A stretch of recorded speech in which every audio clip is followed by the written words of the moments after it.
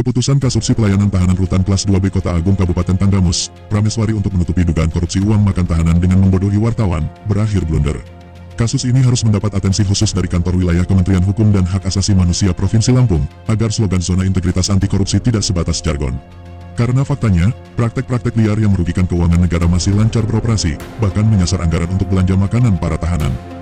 Kamis tanggal 24 Juli tahun 2025, ketika dikonfirmasi wartawan di ruang kerjanya, Kasubsi Pelayanan Tahanan Rutan Kelas 2B Kota Agung Prameswari, yang saat itu ikut didampingi oleh Kepala Satuan Pengamanan Rutan, Benri, dengan lantang menyebut jika anggaran belanja makanan untuk 366 warga binaan di sana yang menelan anggaran hingga Rp2.277.252.000 merupakan gabungan dengan anggaran makan untuk warga binaan yang ada di lapas.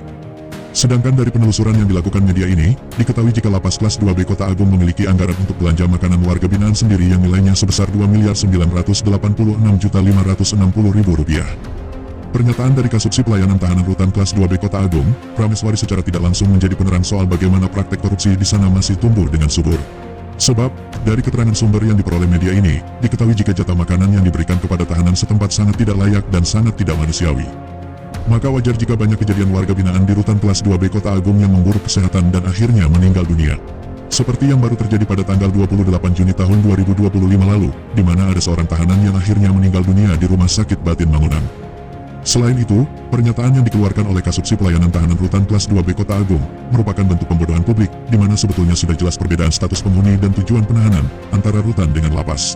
Artinya keduanya memiliki fungsi yang berbeda, dilihat dari sisi ini saja sudah dipastikan anggaran di antara keduanya berbeda. Dengan kejadian ini, ada kemungkinan jika selama ini Kanwil Kemenkumham Lampung sudah dikadali oleh para oknum pemangku di Rutan Kelas 2B Kota Agung. Untuk itu diharapkan kepada aparat penegak hukum, maupun pihak Kanwil Kemenkumham Lampung, dapat segera melakukan pengawasan dan melakukan pemeriksaan terhadap para oknum yang diduga terlibat adanya indikasi pungli, hingga ketidakberesan dalam pengelolaan anggaran pemerintah yang diduga dijadikan oleh para oknum setempat memperkaya diri secara pribadi, tanpa memikirkan kelangsungan hidup yang dialami warga binaan.